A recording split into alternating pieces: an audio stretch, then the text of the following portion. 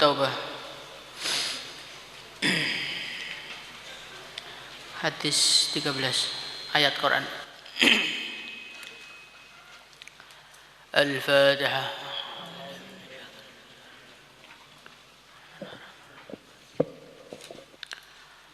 Allahumma salli wa sallim ala sayyidina Muhammad wa ala ali sayyidina Muhammad. Bismillahirrahmanirrahim. Qala Allah Ta'ala, wa tubu, dan bertobatlah kalian semua, ilallahi, kepada Allah, jami'an, semuanya, ayyuhal mu'minuna, wahai orang-orang yang beriman,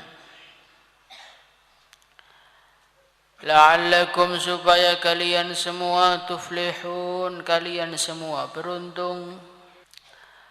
Allah Subhanahu wa Ta'ala berfirman, wa tubu ilallahi jami'an ayyuhal mu'minun.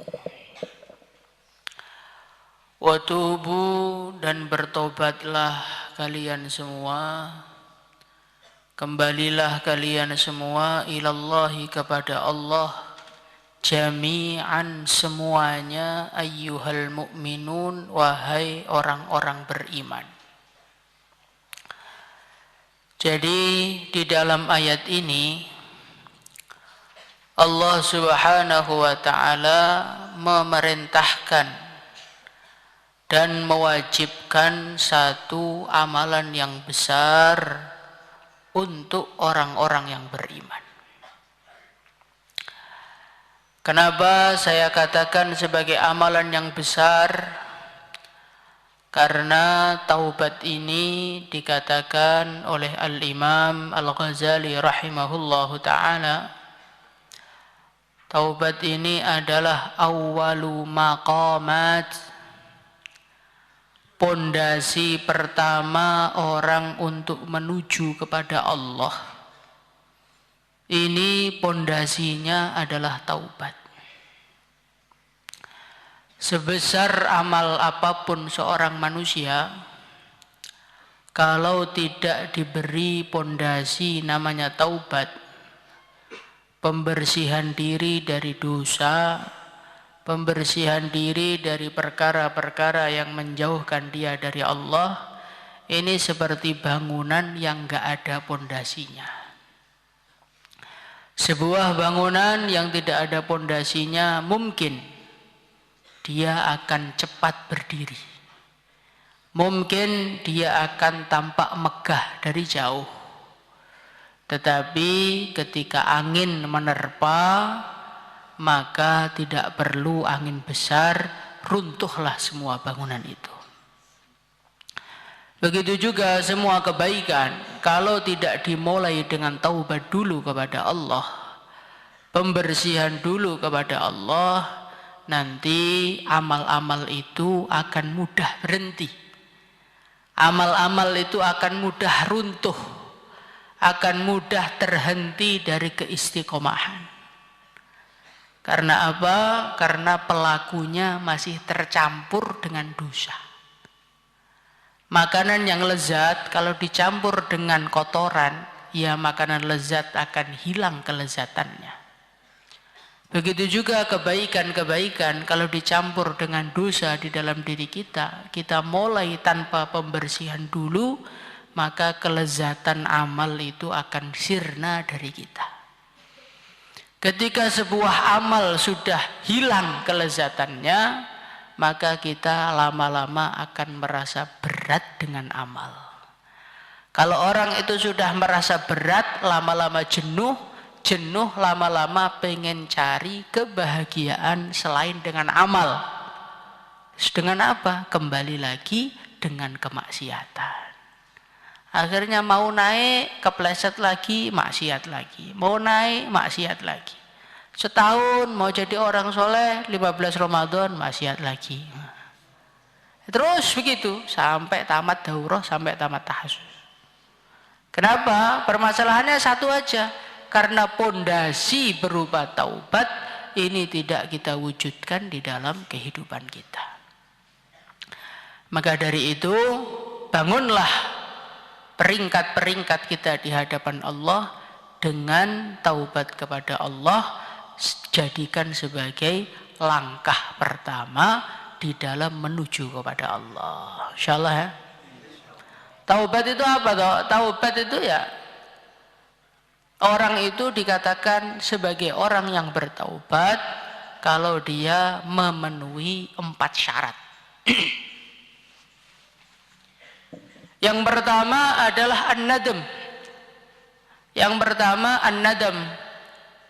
Taubat itu syarat yang pertama adalah apabila di dalam hati kita sudah ada penyesalan terhadap kesalahan yang kita lakukan. Bahkan saking pentingnya nyesal ini sampai Nabi mengatakan at-taubah hiyan nadam.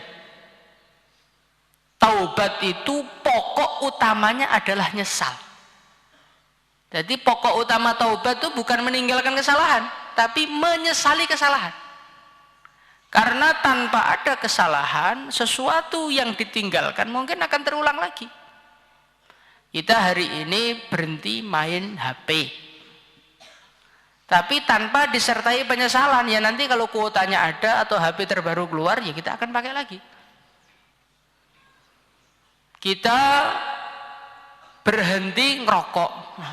Tapi kalau tidak disertai dengan penyesalan, nanti kalau ada yang nawari ya akan ngerokok lagi. Seperti orang ngerokok itu kan kalau tidur malam kan berhenti ngerokok mereka. Tapi mereka tidak dikatakan taubat karena mereka ngerokok itu mereka tinggalkan ya karena mau tidur, bukan karena menyesal. Maka basic pertama, dasar utama di dalam taubat adalah menyesali dosa-dosa. Lah bagaimana Pak biar kita bisa menyesali dosa? Ngaji. Dengan ngaji kita akan tahu dosa itu apa, dan dengan ngaji kita akan tahu akibat dari sebuah dosa. Ketika akibat dari sebuah dosa telah menguasai hati kita, maka penyesalan dengan sendirinya akan timbul dari hati saat dosa telah meliputi diri.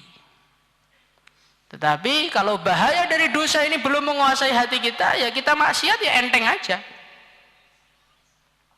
Contoh, anak kecil, dia belum paham nilainya uang. Maka dia dititipi ayahnya uang, nak tolong ini ada uang 100 juta, kamu pegang ya. Oh iya nak, iya pak. Dia nggak tahu nilainya uang. Apa ini? Habis itu uang itu dibakar, dibikin kapal-kapalan. Ayahnya datang, yang nangis anaknya apa ayahnya? Yang nangis ayahnya. Karena apa? Ayahnya itu sudah tahu akibat dari nggak punya uang. Anaknya nggak tahu, maka uang hilang biasa aja. Nah inilah ibarat kita. Kita hari ini kepada dosa tidak tahu bahayanya. Sebagaimana anak kecil tidak tahu bahayanya hilangnya uang. Maka maksiat, matanya maksiat, telinganya maksiat, mulutnya gunjing orang, ya happy aja. Seakan-akan tidak kelihatan apa-apa, seakan-akan tidak kehilangan apa-apa, seakan-akan tidak ada bahaya apa-apa. Maka orang itu kalau pengen nyesal, baca akibat dari dosa. Rasakan al-ma'siyah hiyal mubaidah minallah. Maksiat itu adalah sesuatu yang menjauhkan kita dari Allah, itu ya maksiat itu. Nah, setelah kita menyesali dosa, langkah pertama, langkah kedua, kita harus berhenti meninggalkan dosa sekarang juga. Kalau mengurangi porsi dosa itu belum taubat. Alhamdulillah Pak, saya sudah mulai taubat kepada Allah. Dulu ngerokok 1 hari 1 slop. Nah, sekarang alhamdulillah lah bisa cuman 2 bungkus saja, belum taubat. Taubat itu syarat kedua meninggalkan. Alhamdulillah Pak, dulu saya nonton YouTube itu alhamdulillah dulu ya bisa 4 jam 5 jam ngegame ya semalam suntuk. Alhamdulillah lah Allah beri saya kesadaran, akhirnya ngegame saya tinggal 2 jam. Gung tobat, gung tobat. Karena tobat itu syarat kedua aktar, harus betul-betul meninggalkan. Ngurangi itu ya bagus, dibandingkan banyak kan mending kurang, tapi itu belum taubat. Maka Anda jangan sekali-kali mengaku taubat ketika hanya mengurangi porsi, bukan meninggalkan dosa. Kemudian yang ketiga, al-azmu, mantap di dalam hati, janji kepada Allah, ya Allah, habis ini saya nggak akan ngulangi lagi. Nah, biasanya di dalam kitab-kitab yang disebutkan 3 ini, tapi Imam Ghazali nambahi yang keempat, menambal kekurangan-kekurangan dengan amalan yang sejenis. Kalau dosa kita ngelihat wanita yang bukan mahram, yang bukan istrinya, taubatnya matanya untuk melihat orang soleh, matanya untuk melihat Quran. Kalau dulu maksiatnya kupingnya denger musik terus pakai headset kemana-mana, taubatnya kupingnya itu untuk dengarkan bayan. Berapa jam Pak? Ya tergantung durasi dengarkan musiknya. Kalau durasi dengarkan musiknya itu 5 jam, ya dengar bayan 5 jam. Maka masyayikh-masyayikh kita dakwah itu kan kalau bayan Masya Allah 3 jam, 4 jam. Itu kadang-kadang orang-orang itu sampai jengkel, lama banget sih bayan. Karena beliau terasa, ini kuping orang yang dengarkan itu kuping dengar musik berjam-jam. Ini kalau nggak didengerin bayan berjam-jam ini nanti nggak tobat-tobatin. Kalau mulutnya banyak ngomong yang nggak penting, nah, diganti untuk membaca Al-Quran, untuk zikir. Kalau kakinya untuk ngeluyur, gantinya untuk jalan kaki 4 bulan. Nah, itu kalau nakalnya 4 bulan lah. Kalau nakalnya bertahun-tahun ya berarti khurut 4 bulan setiap tahun. Bagaimana? Insyaallah harus ditambal sesuai dengan kemaksiatan. Maksiat mata ditambal dengan kebaikan urusan dengan mata. Maksiat tangan ya tobatnya dengan amalan-amalan kebaikan kaitan dengan tangan. Maka orang yang ngegame pakai jari itu kan gantinya pegang tasbih kanan kiri itu. Karena yang maksiatan kanan kirinya. Nah itulah perkara itu harus ditambal. Karena kalau tidak ditambal kita ngerusak jalan. Taubat itu baru berhenti dari merusak jalan, belum memperbaiki jalan. Memperbaiki jalan dengan datangkan semen, datangkan tukang ahli batu, ahli aspal, diaspal ulang, jadilah jalan itu halus lagi. Begitu juga diri kita ini setelah meninggalkan maksiat, berhenti, janji nggak akan ngulang lagi, menyesali, itu baru berhenti merusak, belum memperbaiki. Lah perbaikannya dengan menambah. Maka kita ini harus usaha, kalau jatuh dalam dosa, cepat-cepat tambal dengan kebaikan. InsyaAllah. Kemudian Allah berfirman, wa tubu ilallahi jami'a ayyuhal mu'minun. Wa tubu ilallahi jami'a, tobatlah kalian kepada Allah jami'an semuanya. Jadi taubat itu kewajiban untuk semua orang iman, mulai orang iman yang derajatnya paling rendah sampai derajat yang tertinggi, mereka kena perintah wa tubu ilallah. Maka kalau ada orang ngomong, alhamdulillah Pak, saya ditolong Allah taubat tahun 2016. Ya, taubat 2016 itu untuk mentaubati dosa-dosa sebelum 2016. Habis 2016 kan masih ada dosa lagi. Maka Imam Ghazali itu mengatakan taubat itu wajib untuk seluruh orang iman, mulai santrinya sampai walinya, mulai orang awamnya sampai walinya, kudu taubat kabeh. Taubatnya kapan? Setiap saat. Walaupun tentu taubatnya wali dengan taubatnya santri beda. Taubatnya santri karena maksiat. Kalau taubatnya wali karena mungkin zikirnya kurang tawajuh, itu perlu tobat. Zikir kurang tawajuh perlu tobat. Kalau kita enggak, karena kita enggak pernah zikir gitu loh. Karena tobat kita itu mentobati karena enggak pernah zikir. Kalau nanti sudah jadi wali, tobatnya mereka karena zikirnya kurang tawajuh. karena zikirnya sambil mikir apa, itu mereka sudah tobat. Maka dulu ada suatu cerita. Ada seorang wali, dia itu tiba-tiba hafalan Qur'annya hilang semuanya.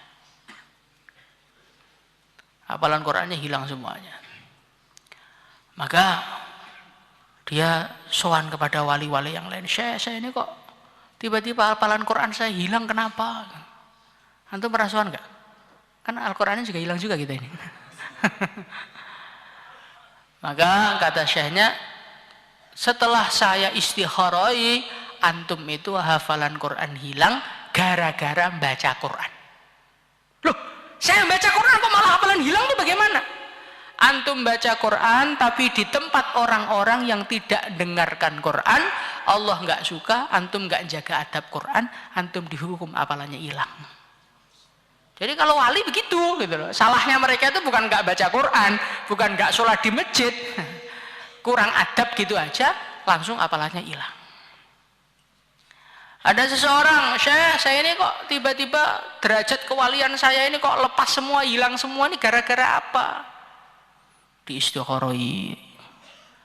Maka wali atasnya ya harus wali atasnya, kalau wali setara nggak bisa ngecek itu.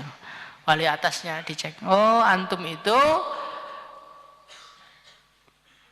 hilang keramatnya gara-gara zikir Allah. Kaget wali, lu zikir Allah kok iso malah menghilangkan keramat? Iya, antum zikir Allah tetapi kurang tawajuh, Allah nggak suka, hilang keramat. Jadi orang tuh harus tobat terus. Maka dari itu kita harus tobat setinggi apapun pangkat kita. Apalagi kita memang nggak tinggi. Maka yang sudah nggak tinggi, dosanya banyak, ngerasa nggak dosa lagi, masya Allah.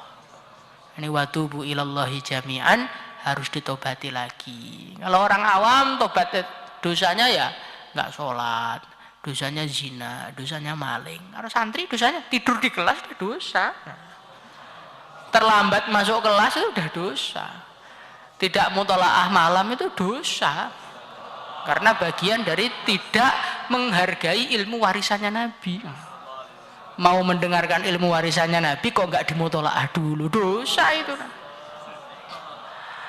Suatu ketika Syekh Abdul Wahab Asy'arani didatangi oleh muridnya, Syekh saya ini kok hatinya gelap berbulan-bulan itu sebabnya apa?